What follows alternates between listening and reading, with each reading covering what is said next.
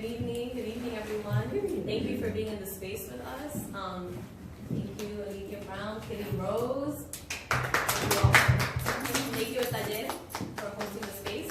My name is Christy X, and I am a Harlem-based writer and artist, and I'm extremely privileged to be with you both. I actually work with KittyRose, so that's an even greater privilege. But I love your work, Aleathia. Thank you so much. So I'm gonna have some questions prepared, and then we'll open it up for a Q&A. So if anything comes up, or you have any questions, just be prepared to come to the front with those, okay? So you speak of being an artist as an integral part of your identity. You specifically said that it is no separate from yourself than being Black and being a woman. In what ways do those identities of your Blackness and your womanhood reinforce your work? Well, because it gives me the opportunity for the underrepresented parts of people in society called women to be seen and heard and not silenced. Often we're apologetic about our presence. So whether it be storytelling in color or voluptuous women in the work, there's always some kind of feminine power that's showing up on the surface. Very true. What about you, Kitty? As a Black creatress, right, a woman, also a filmmaker, that's your art form. That was how you expressed your art form in this specific film. Well, what I found interesting is when she made the comment about, how does she explain being an artist? It's like explaining why, how am I, can I explain being a woman? Can I explain being Black? For me, it's the evolvement of you as a person. So right now, this journey or this part of me as a filmmaker is just one part of this journey that I was unaware that I was on. And so we have this theme of Harlem as a part and as a basis for this work. What does Harlem mean to you in your work? And what does Harlem mean to you in your work? Because I'm also a Harlem-based artist, so that hit me. So. Well, Harlem is just like being Black, being a woman is many things. It's layered, it's jagged, it's curved, it's soft, it's hard, it's rich, it's poor, it's every dynamic all rolled up in one small space, like a wrap.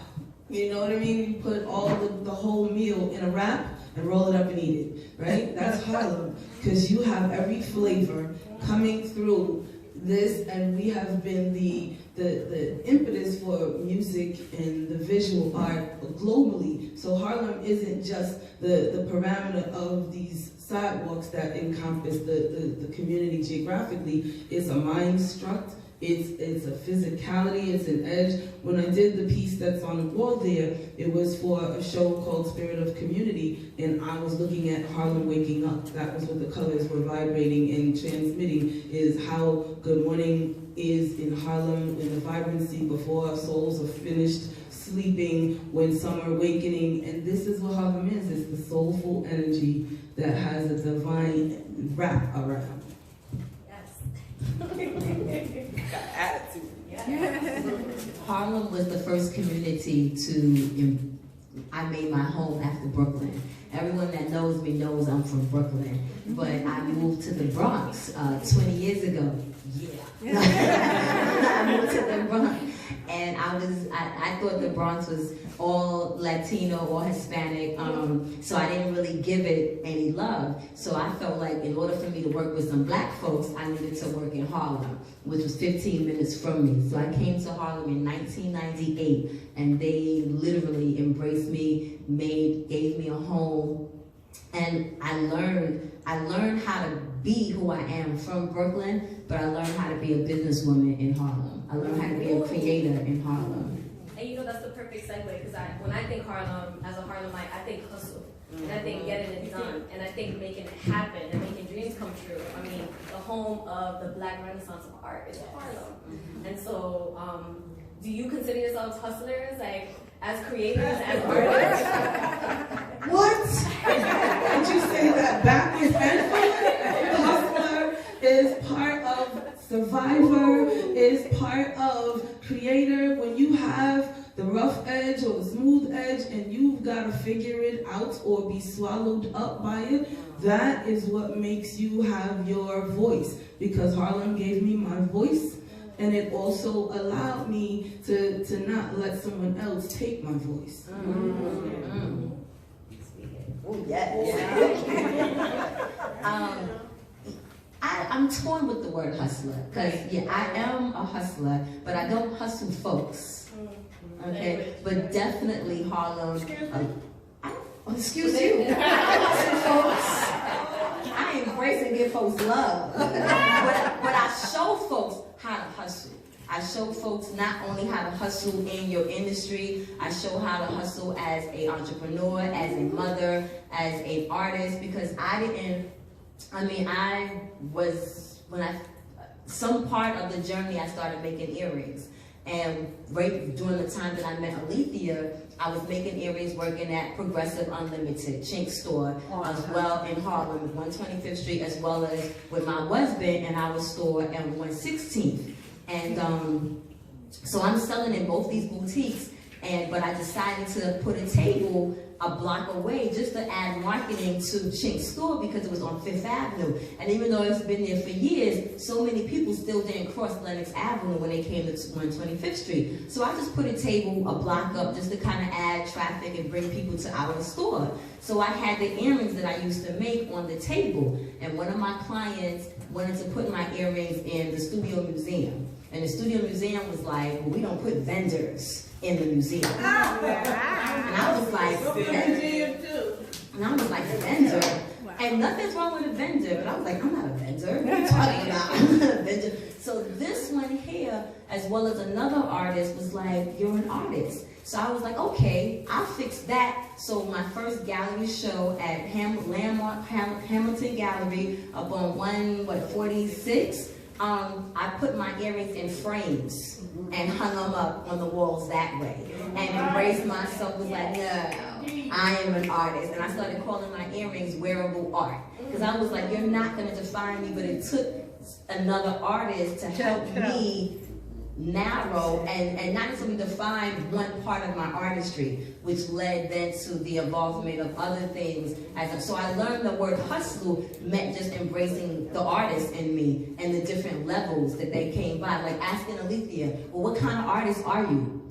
What do you mean? I'm an artist. Well, what's your favorite medium? What do you mean? I'm an artist. Well, what do you like to do more? What kind of art do you do? What do you mean? I'm an artist. And I was like, okay. And then as I got to know her, it was literally graffiti, doodle, sketch, painting, sculpting. I was like, well, goddamn, you are an artist. So I was like, but then it helped me realize that one part of artistry didn't define me. I'm an artist, I'm a creator. And being in Harlem taught me that's how I changed the game as far as hustling. The different levels of how I hustle my business without hustling people. Yeah. And you hit that, and you hit that note about being multi-dimensional, because that was something I saw, right? Like, you are so multi-dimensional. Not how do you do it, but when did you decide, I'm not going to be in this box, right? We heard the story about when you were 3 and your mom tried to ask you, what are you? And you said you were an artist. What do you believe gives a 3-year-old that insight to say, I am, at 3 years old? Because some of us are older and we're still struggling with our I am. The I am is a God thing. That's beyond the human thing. I'm talking to mortals about something that's higher. The frequency is when you are on an assignment that was given to you, you're just in your path. It's not something you had to figure out or somebody had to tell you or teach you. It is what it is. That's why the word I am is such a dynamic power in and of itself. I am, not what is going to be or what was. I am, period. So I am an artist is really a statement, and it's the beginning and the end. Just like when you think in terms of this infinite being presence. And for me, a lot of times people figuring it out is because they're not surrendering to what they were on purpose to do. So that's why you take longer to figure it out. And once you finally surrender, you always have sight and vision and purpose, and all those other things start falling right in your path. I just learned to surrender earlier than those. Kit, and just following up, what does your faith look like? How do you practice your worship outside of your art form? Being tested. You think you're strong, you think you're faithful, you think you're divine, you think you're holy, you think you're this. You're nothing until you've been tested. You're not a friend, you're not true to yourself, you're not until you've been tested. So whatever faith you think you have or had, that's why my favorite story is Job. Because take everything away and what's left. That's right.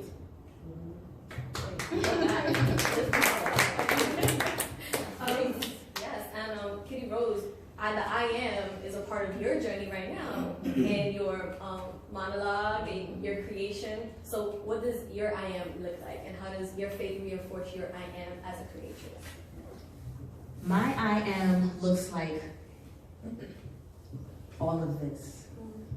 What I realized when I created or when I started thinking about I am you, especially with this untitled journey, that's why it's called the untitled journey, because we're all on this journey that we really can't title because it's a journey, you know. So I found that I was learning that we were all reflections of each other. And we were not only reflections of each other in the greatness, but we were reflections of each other in the secrets. And that's really what I enjoy about this movie, as well as my monologue, because it's letting folks know about the things that we all go through as artists or as humans that we don't necessarily want to talk about because of being embarrassed. Like, how many of us are artists in the room who had an exhibit going on or had a show going on, but the lights was off in our house? Or our rent was backed up. We was in housing court, you know what I'm saying? Which, you know, came down to even when it came to editing this film. There's a part that I wish you guys could have got when she started to cry, but we went into like, yo, how difficult does it become to answer the call, but at the same time answering the call, still make sure you gotta eat and still make sure that your bills are paid before you learn how to balance it all. So even though you figure it out eventually, during that time, nobody wants to talk about that. We only want to talk about once we get the fame and we get the accolades, and it's like, yeah, it was a struggle and it took me 10 years, but we don't say, but my lights was off, or I ain't have no food, or I had to go apply for food stamps and got turned down and was told, go have a baby. You know what I'm saying? Wow. You know what I mean? Wow. You know, or, you know, so with those stories I want told, and I use myself as a sacrificial lamb because I've become an acceptance of mine. And I know that all that stuff doesn't define me. I know that I'm a child of God. I know that I'm a goddess. So in that development, in that awareness, I'll say, okay, I'll tell these stories. Because these stories are our stories. Most of the time when we show this film, or the fourth times I've done I Am You, there's someone in the audience that's like, that's my story. I did that. That happened to me. And they'll say it like that. That's my story. They'll still sell it in a secret. That happened to me. And it'll just be two of us in the room, and they'll be like, that happened to me. Not that happened to me. They'll be like, that happened to me. You know, so we're still in it, but it's a relief of at least someone told the story to make them feel comfortable enough to at least admit even that happened to me as well. Thank you. So now we have both of you. What's the story of your connection? How did y'all meet? How did we end up in this space with you both as the creator of the film and as the muse in the film? What's the story? KittyRose and Aleathia Brown. God. And I know people say that, but really, and I say that for a couple of reasons, because I don't know how far apart we are. Maybe 10 years. I'll give us at least 10 years. And we really are like identical people in different bodies, or identical humans in different bodies. And another artist saw that in us before we even met each other. So a show I did in Harlem with the Harlem Arts Alliance, another fellow artist that I was doing my show in her gallery said, do you know Aleathia Brown? And I knew Aleathia by name. I didn't know her personally. We weren't friends or anything of that nature. I just knew her from her responsibilities with the Harlem Arts Alliance. And she said, you really need to sit sit down and have a conversation with this woman, because the way that you do your business, the way that you are so on point about your presentation and your marketing and your email, you remind me of this sister named Aleathia Brown. You need to meet with her and have her mentor you. So I was like, okay, because it's an elder talking to me. So I'm like, all right, I'll take that, because I'm new, I'm fresh into this world, so I'll take her advice. I call up Aleathia. I say, you know Kim Hamilton? She goes, yes, I know her. Kim says I should reach out to you and you should mentor me. Aleathia said, I gotta think about that. But that was great, because she didn't say yes automatic. She was like, let me think about it. Let me see if I can fit it in to my mental state. Let me see if I even like you enough. I don't even know you. You know what I'm saying? Like, let me think about it, for real, for real. And she prayed on it, she thought about it, and she was like, okay, let's do this. And in her being my mentor, then a friendship developed. And then from the friendship developed, a sisterhood developed. And then from the sisterhood, if anyone who knows, which is all her sisters in this room and brother, she takes you on.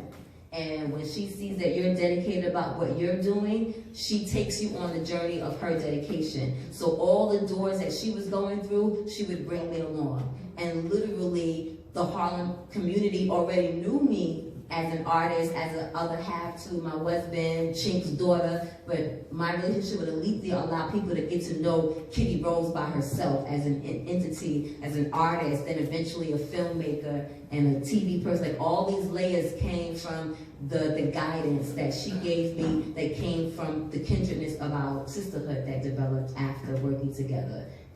Yeah, so, and she's still mentoring me to this day. I don't know if I left anything out, did I? Okay. And just as a follow-up, you talked about mentorship, which is key, not just in art, but in community, period. In what ways do you balance mentorship and giving with giving to yourself? Because that was something that we saw thematically in the film as well, about you having to say, I need me more than you need me, so I need to give me. How do you create that balance? The same way I've said to 1,001 people over the course of my journey, divinely, I have to begin and end my day with a meditation and a prayer. And when you're still, you get to hear yourself, and that creator will kind of transmit messages to you as well. It's a constant revolving door of reminding myself, do a little self-care, do something for you. And it's not always achieved, but it's an ongoing thing. You'll never stop praying, you'll never stop meditating as long as you have breath. So that is where I find the me, is in that whole practice. I will end my day even looking at the scales of what I did for the day, and where did I find me, and what do I need to give back to me if I lost it that day. I'm always going this way and that way with it. And I think the beauty of being an artist my whole entire life and not having had a 9-to-5 is I always wake up with me anyway. So I get to say what kind of day I'm gonna have, what kind of day I'm not gonna have, what I wanna do, not what I have to do, is the majority of my life. So when I've been in that place, I watched my mother, and this wasn't just an easy choice, because people think when you do something and you say it in a strong voice that there was all this easy road in that path. Being strong wasn't a choice, weak was just not an option. Amen. So weak was not an option. So when you look at choices and decisions that you make, and when you look at other people's lives around you, my mother's example was, as a little girl, I would have to drag her from the bathroom because I'd see her feet coming out the bathroom door because she passed out, and I'd have to drag her to her bed, prop her up, feed her, call my grandmother from the Bronx, have her come down, watch her, get dressed, go to school, and I was her caretaker every holiday. I hated the holidays. I hated them. But just having to become strong because she didn't know how to check in on her nose. And that was what made me have to check in on what I didn't want to do. I didn't want to have a 9-to-5, because if that's what a job did to you, no thank you. And when my mother tried to teach me how to type, back in the day when typing jobs were the things that you did to get through a struggle, I was like, no, because if I'm in a struggle, I'm going to fall on that. I only want to do my art, because that's the only thing I'm going to fall on. Wow. Nice.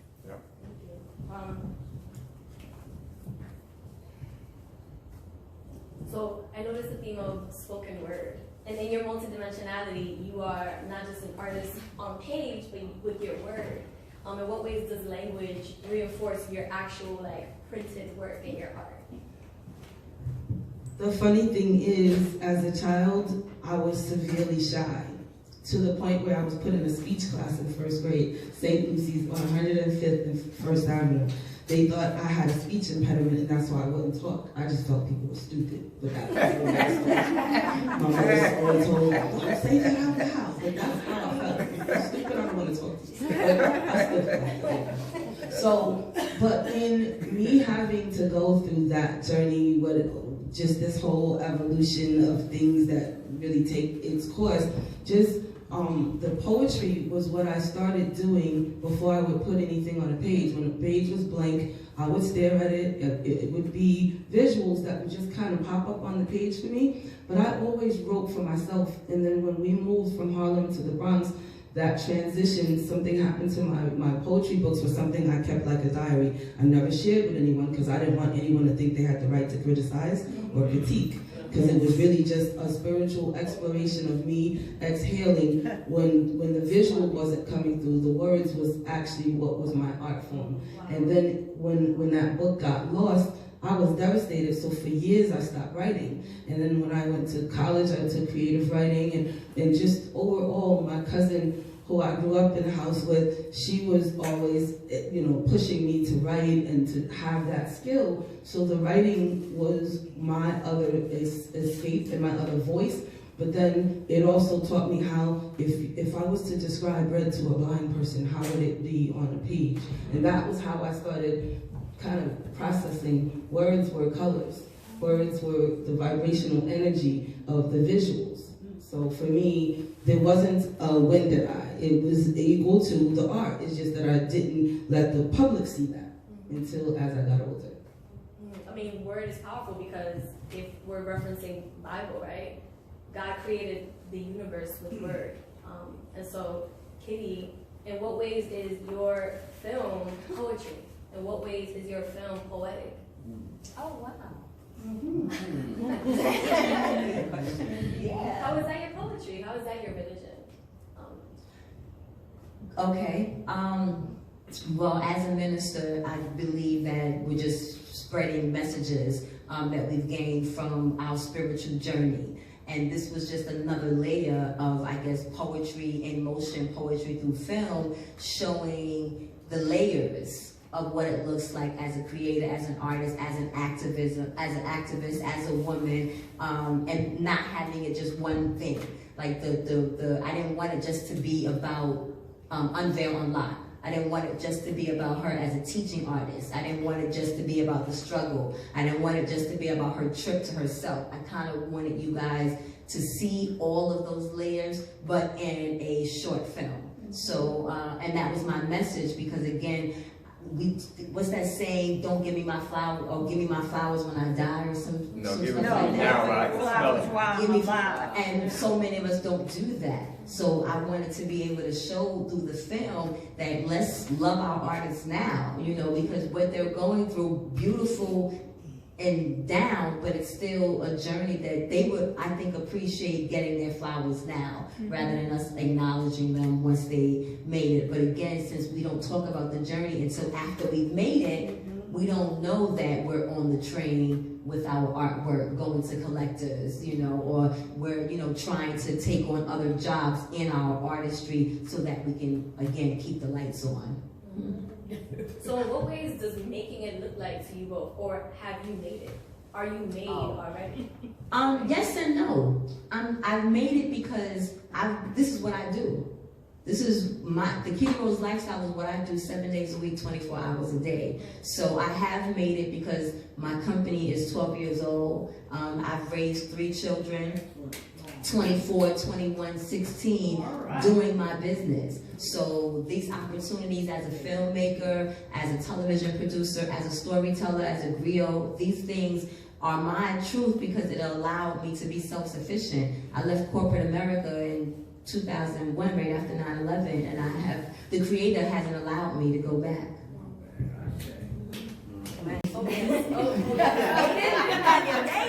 You look mesmerized for a minute. Because I'm always processing what a word means and how you define a word. Because making it, I'm still breathing. You're in a room with my work and me. And it's 53 years later. And this is full circle from where I started. So making it as opposed to not making it. Whether the question for me is, am I at the place I want to be? No. There's still a whole lot more that I should be getting from the time and energy I put into this. That part I'm not satisfied with. But the making it part, I never had a 9 to 5, so I never not made it. That's right.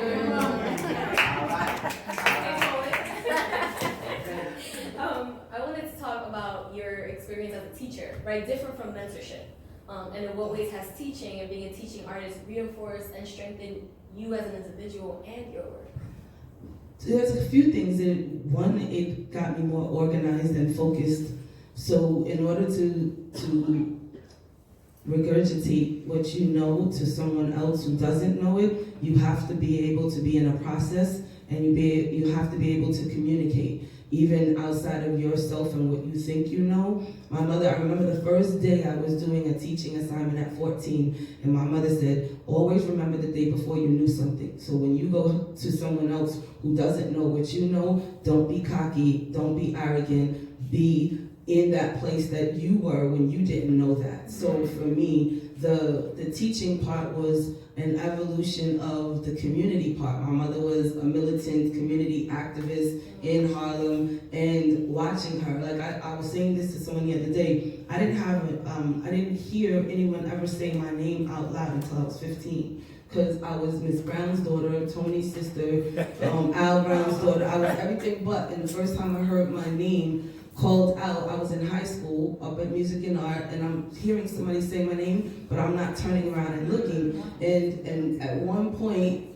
you know, what you start saying to yourself is, there's all these other layers to you that you don't identify with. So the teaching part also gave me a way to come out of that shell and not be so shy, but also sharing and identifying with those kids who were considered weird or not fitting the names that I was being called. I could identify always with the kid who was in the struggle because I was dyslexic, so I was the late bloomer, and it was all these things that I had going on that I got to pour from whatever my struggle was into, and it made me even a better teacher because I identified with all the troublesome, and then I was able to bring them out of that. Go, no, you don't have to do that, because this is what you do when you're thinking that way or when this is going on. So having that understanding is what really put me on that other path. But it also informed my art, because in looking at what I did with teaching, it also made me look at how rigid I could be with my own work and loosen up sometimes or focus other times. Yes. And so kind of segueing into talking about activism, you talked about your mother being militant. But there was also a part in the film where we see that the activism, it carried weight, right? It bore challenges to you and to your work. Do you care to elaborate and explain kind of what that process looked like in terms of being an activist? I mean, I feel like as artists, we are activists. But what was it that really fell on you that made it so difficult to kind of focus on that? Well, it's just like, I remember as a swimmer, because I swam as a child, and when I was taking the course to be a lifeguard, one of the things they taught us is, for a drowning victim, you never come towards them, you come around behind them because they'll bring you down. People who are in an emotional struggle will take you down with them. And if you're not mindful and careful and present, what'll happen is you become absorbed by them and you lose you, because you're so passionate already that you want for them more than they want for themselves, and they didn't know how to have love, or they didn't know how to embrace love, and so here you come with all your love, and then this is that stray dog syndrome where they'll bite you in the midst of not even being aware what they should do with the energy you're giving them. So when I was in the midst of that belly of that, and watching how many people, and it never ends. There's always, you clear up one blemish and here comes another one. It's like pimples on your face. Every time you turn around, there was somebody else dumping a problem, and I was more and more invisible. And so at some point I had to really step out of that and go, no, I can't help the world, and there's an hour of day that I'm gonna have to shut it off and shut it down. You know, it's interesting because I used to be a caseworker, and I'm an artist. Oh, so I absolutely know, and it kind of reminds me of in the film when y'all both spoke about those layers and that congestion that keeps you from being your authentic self, right? Like as women in particular, we keep adding layers to ourselves, and what are we avoiding? Are we avoiding our true core, our true identity, right? And I resonate so much with that energy of like, yeah, stray dog syndrome. I never heard it like that, but My mother always said I had to stage that tendency to pick up stray dogs through the energy of people going through all of their crisis, and the more crisis they were in, it seemed like the more I had to help them. Right there. So, and this is a question for both. Society often talks about that path less traveled and the challenges, and it's so difficult to walk the path less traveled. But what about the beauty? So, in what ways have you seen beauty for ashes in your journeys? Right here, you know, the constant participation of others that are following the good and the bad of what we're going through or what I'm going through as an artist. Every day being stopped in the street, literally every day being stopped in the street and someone telling me, you know, how encouraged they are by the work that they see that I'm doing, or my children, the decisions that they're making, and seeing how maybe when I first told it to them at 9, 10, 8, 7, 6, it didn't mean anything, but now seeing them apply it at 16, 21, 24, watching them become grown-ups or become people with the teachings and the foundations that I gave them and that the village gave them by showing them love, by them showing me love. I've been in Harlem since 1998, so they've watched my children grow up. And even though my children may not recognize and know who everybody is, they know who they are. So when my children come to Harlem, they're in Harlem and Brooklyn, they're embraced by a community that don't even know them, but will take care of them, feed them, make sure that they're okay, check on them, and call their mama and daddy and be like, you know, we saw your kids in the street today. You know what I'm saying? So I'm appreciative of that, because that all of this and what's to come has been because of that.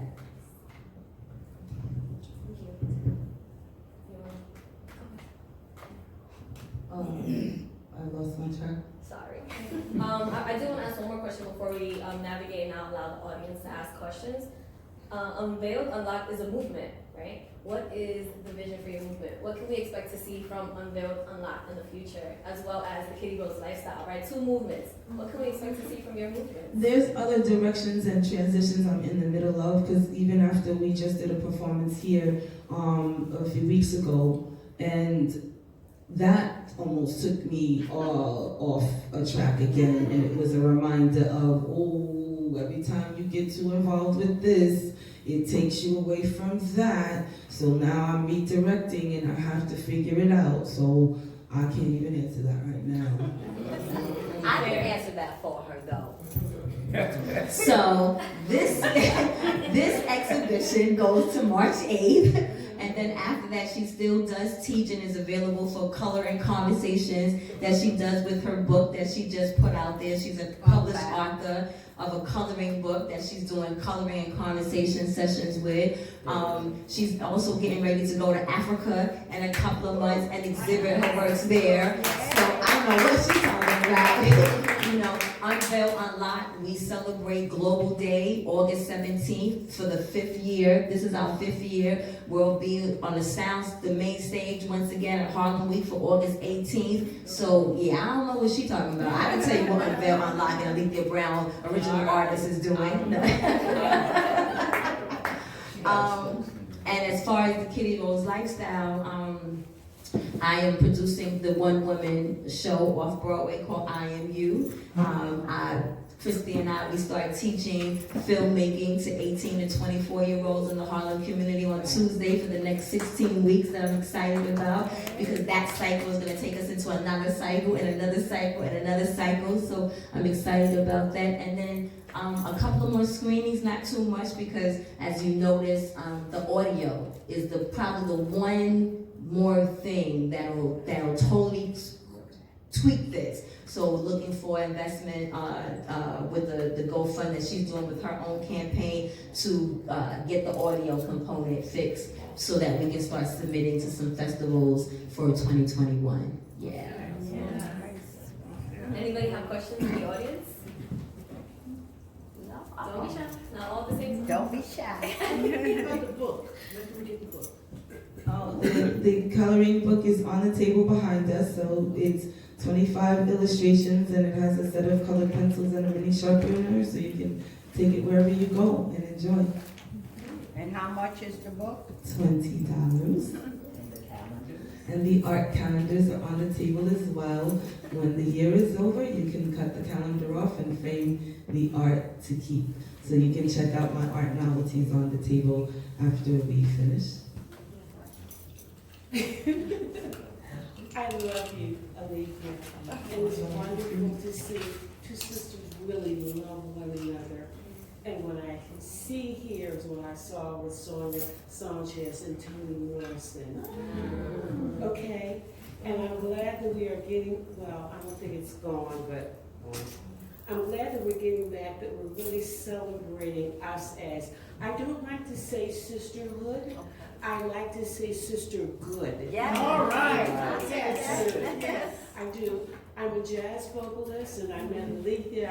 I was in her coloring class, and my art was horrible. I was writing words on there. The night is beautiful, so the faces of my people, by Langston Hughes. And there was another sister next to me, and her art was better. And I said, Aleathia, your work is horrible. She said, no, you don't say that. Your work is okay, but the other sister's work was better. But I think the thing that I loved the most about what you did, Aleathia, when you said this was so overwhelming, and I saw you crying, I still want to see Aleathia like that. But I understand that, and I'm glad that you got in between the cracks of the piano to really tell the real story, like Miles' Birth of the Pool. See that film? To real words and all, to really tell the whole story. Thank you so much. This is an amazing artist herself. You know, Aleathia, crying is cleansing. So she First of all, I was cleansing at that time. as a creator, artist, we have that in common. We also have a birthday in common, I believe. And here's where, I don't know, we might be in common. But what, as an artist, we get, I'm gonna put it blunt, stuck on stupid. You just can't art. And I like, I shouldn't say can't, it's just not coming out forth. That doesn't happen to me, actually. I actually have to temper down to shift. There's always art making go. See, this is what happened. I'm gonna sidebar. When I was doing a teaching assignment with some kids up in the borderline of Riverdale some years ago, there was a little girl. She said to me, you know, what kind of like what you were about to say, you know, what happens when you get stuck, or what happens when you can't think of something else? And I said, well, what do you think the difference between an artist and a non-artist is? So she starts giving me these technical things, and I said, no, an artist is always thinking. That's it. Because the physicality of making is the end result of thinking. So before there's anything on the wall, the page, or the surface, there's the thought. And then it may just be a shell of a thought, and I don't know where it's going to go, because when your eyes and your hands start coordinating, there's a different dance that's going on with that even. So the surrender part comes in, all right, it's not what I thought or what I was seeing or what I was trying to do, but I let this happen for now until I get back to this over here. Rarely do I ever, in anything in this room, ever have the fullness of it, and it just becomes what it is when it's done. But along the way, the stuck part, that never happens to me. That never happens, because I'm always birthing art, even in my sleep, even in, I'm seeing y'all in patterns, just the way you're sitting. I'm seeing the way your feet are between that chair. And I'm like, to me, art is on, just like the lights is on. I just have to temper whether I'm gonna respond to it. Leslie. I'd just like to piggyback on that. It's not a question, but I've been listening for the last 10, 15 minutes, and it's bringing my stuff to the forefront, and it never stops. I do photography, I do carpentry, and it never stops. I'm always looking at angles, I'm always measuring, I'm always defining whether this was done right or wrong. It never stops. And it never stops in my case to the point where I'm up sometimes at 2, 3 in the morning until things calm down in my head, then I can go back to sleep. I'll meditate, I'll pray, I'll have some tea, and then I can go back to sleep. But I don't get a full night's sleep because it never stops. It never stops. And I'm appreciative of that because there's ideas and thoughts that I have not even created yet that I'm appreciative for, but it's coming, there's stuff coming, but it never stops. It never stops. Thank you. Sure. Marissa. So, very proud of the both of you.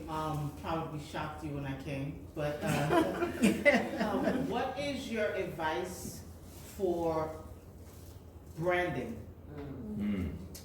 Because that's So branding, it translates to being consistent. Can you let her in? She's looking for the gallery. Oh. That's a friend of mine, so I kind of recognize people through the door. My brain is always on. Branding is another way of just consistently being able to show who you are, that you are, where you are. So for me, what I would say to people about branding is you have to be able to first identify your strengths and your weaknesses so that you can elevate the strengths and repair the weaknesses. In order for you to find, branding is like me putting the signature mark on who I am, authentically, ethically, and visually as a business, not just as an artist, because it doesn't matter what your brand is. The part and the key thing is you have to do a little bit of living and researching in order to really find that brand that's going to really sort of center you so that you can have the confidence to really market and then chisel it away. So the branding part is just finding the layers of how you're consistently, so whether it's how you are as a business to what your business looks like, to what your service is within your business, because the brand is not just the visual part of it, it's all the other essences to it as well. so from one television host to another, because when you're a television host, you're being pulled in so many different directions. Like everyone wants you to do their event until you don't have time to do a feature, whether it's horseback riding or golfing. How will you brand yourself as a television host? So I brand my company, and as I brand my company, then I am my company. So every element of who I am is in that brand of consistency or cohesiveness. So my color scheme is always the same no matter what I'm doing. My tagline is on everything. And when it comes to, like, let's say hosting or being able to balance all the different things, it's what event represents my messaging, what event or what project represents my brand, because at the end of the day, it's my brand. And because there are so many different elements, there are so many different opinions. And the thing that also comes, perfect example is my logo. My logo, the Afro woman with the earring, I was told from a lot of folks, my own, that it was too black. So I think you have to, whatever you decide your brand is, be confident in it and stick with it, because you know that other people are going to have their opinion of, well, you should change it this way, or you should make it this way, or some people will take that out, or I never worry about that, but having to learn how to tune out the noise from other folks' opinions, and even going back to your own opinion, your question, tuning out my own noise of confusion and being and learning how to stick with the decision I made. So if this is what I'm doing and this is the path I'm on, not allowing the what ifs or someone else's opinion to waver my decision and my messaging, to make sure that it's the same across the board. So when it does get too noisy or I get stuck on stupid, then I pause and move and walk away for a second, because as an artist, this type of artist who's always thinking, sometimes that can also be too loud. because I'm always thinking and I don't know how to separate the noise in my own head. So I literally will have to pause, step away, and then come back to it. And then quiet is kept prayer. Because when people say prayer, they always want you to pray for certain things. I pray for everything. So even if it's clarity, I pray for that. You know what I'm saying? Help me get out of my, Father, Mother, God, help me get out of my own head. Father, Mother, God, I'm confused. Father, Mother, God, I need to know. So all my questions, I give it to the Creator and but in giving it to the Creator, being wise enough to be still and listen. There you go.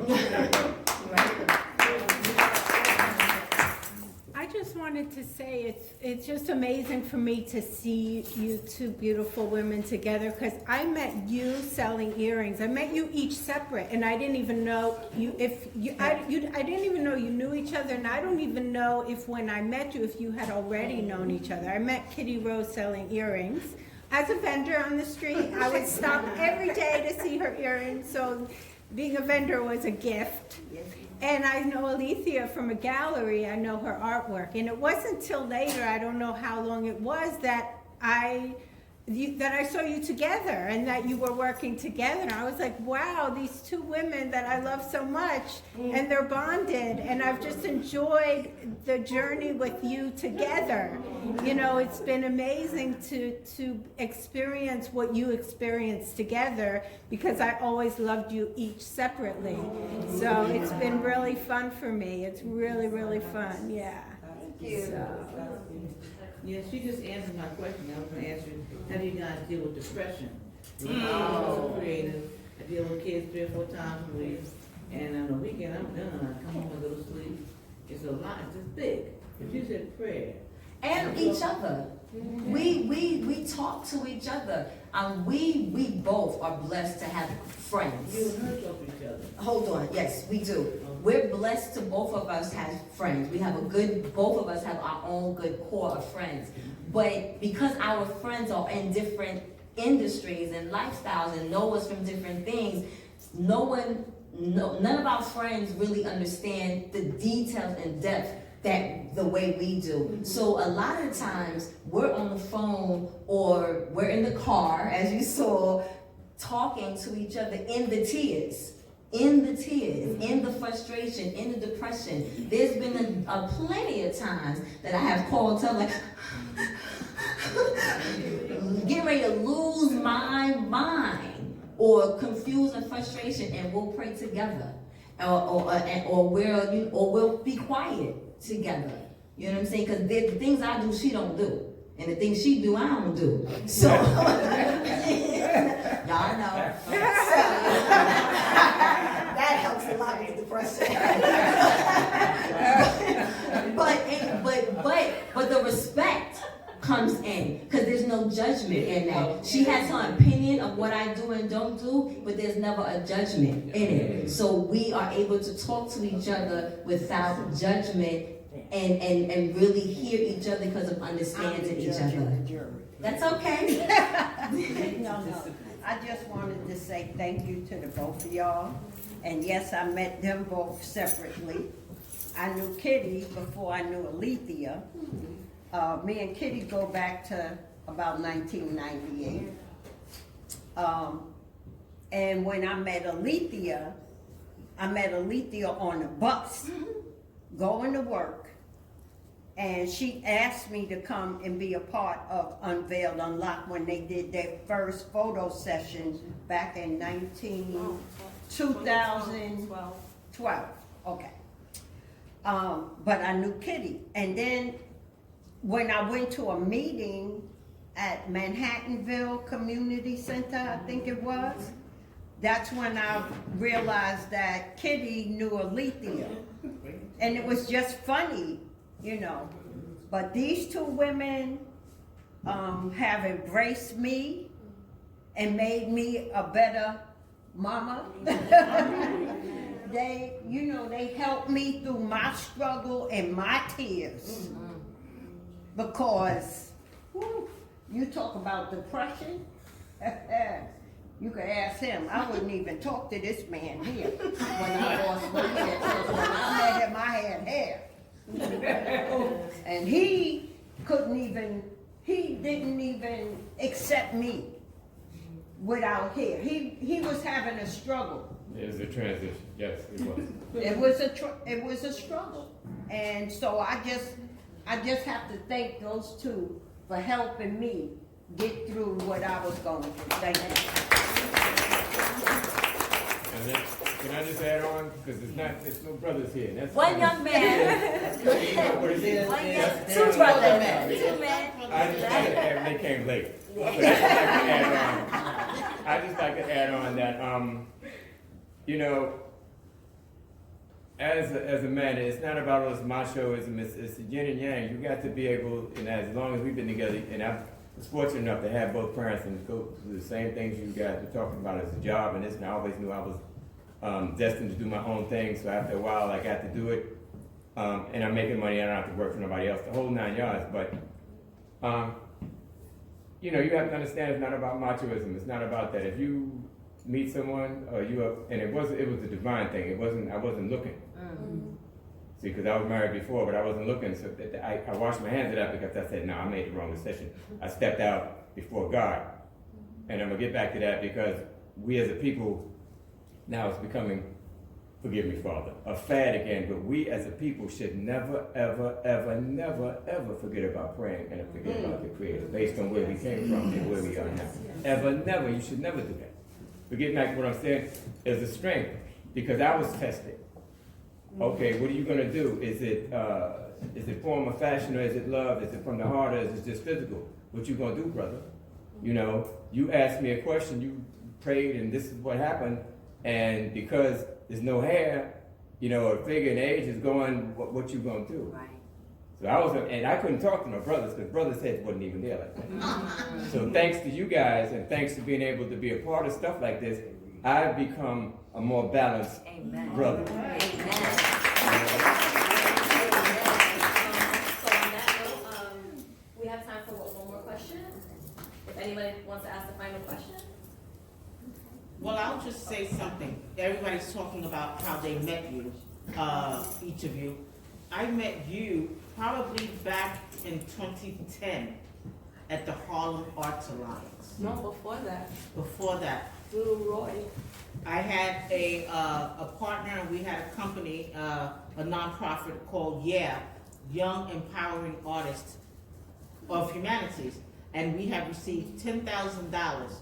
And all he kept saying is, we gotta hire Aleathia, we gotta get Aleathia, we gotta, so that, and we had those kids to deal with in Harlem. Kitty, I think we up to 89 friends in common on Facebook. I have no idea who they are. Except Kitty.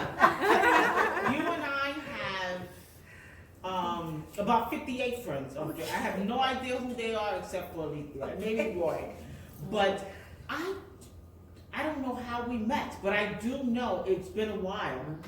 Now we both have television shows on the same network. We went sailing together. Yes. But you gotta help me out and give me some of that. So, I met you because I really don't remember it so long. We have a final question. I have a comment. Okay. Because, you know, I'm with Altair. I help Altair run this gallery, among other things. My husband happens to be the founder and creative director of the space. He's been Altair for 21 years.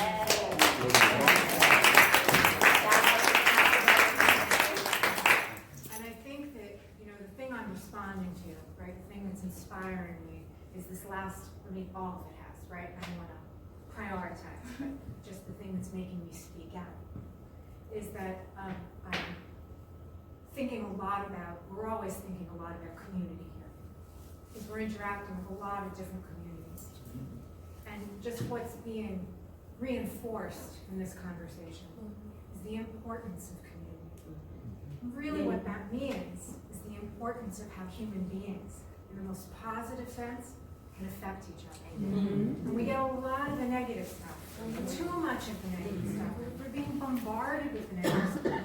But in this moment, what we're getting is the positive stuff, right? The positive stuff about how people feel supported and encouraged and inspired to be themselves, to strengthen their weaknesses, to become better people, to become more loving people. And that's all I wanted to say.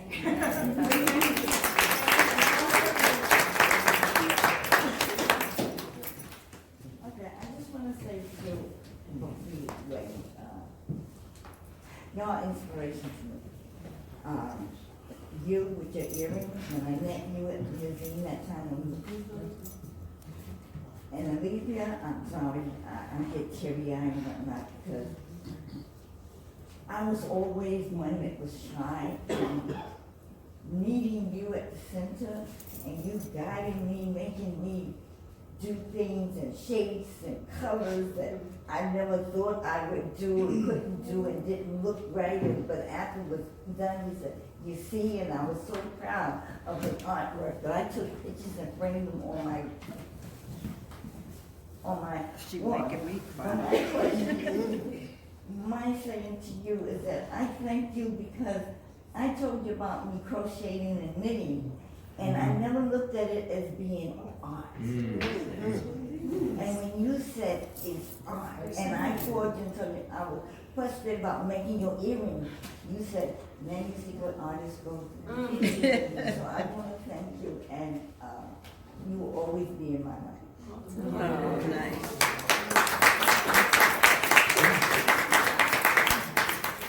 Thank you, everyone. So on that note, we can kind of split up, have some snacks, network, talk to each other, and have a lovely night.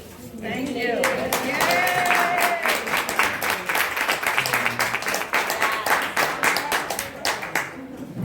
And thank you guys for coming on a Sunday afternoon. We appreciate you guys. Please spread the word. There are still paintings for sale. We're not here just because it's cute. This art is for sale. She does take installment plans. So if anyone has any questions, Jennifer is the curator. Please feel free to ask. And please also spread the word by using your social media platforms. Share your pictures. Do the hashtags. We would appreciate whatever support you guys may continue to give us. So on that note, I just want to make one last comment. And this is something that I was thinking about on the way here today, what Jennifer just said about how we affect community. If you want to see images by artists that look like you have to support them. I have a GoFundMe, so even if you can't afford to buy the painting, I'm working on producing an art book so that I can publish it so little brown and black girls and boys can see. And the documentation is really recording history, because if there are no books that are us, by us, with us, then we didn't exist. And when I'm gone, no one will know I was here. So you can support me by donating $10, $20 on my GoFundMe, and that's all on my social media. I can even give you that information directly, but